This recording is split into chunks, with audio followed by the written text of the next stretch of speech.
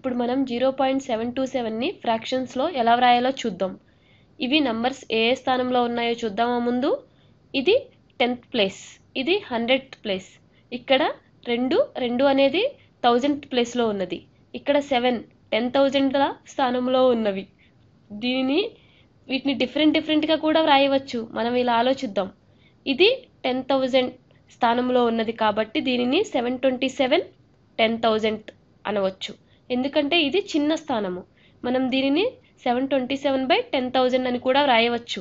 చూసారా, ఇది ఏమి చేయకుండానే ఫ్రాక్షన్స్లా మారిపోయింది. దీనిని ఇంకా సింప్లిఫై చేయాలంటే చేయలేము.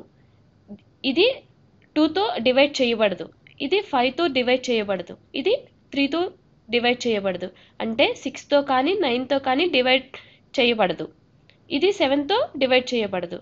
అంటే ఇది బహుశా ప్రైమ్ నంబర్. ప్రైమ్ నంబర్ అంటే తెలుసు కదా, ప్రధాన సంఖ్య కావచ్చు. మనం ఈ విధంగా డెసిమల్స్ని ఫ్రాక్షన్స్లో ఎలా మార్చాలో తెలుసుకున్నాము కదా.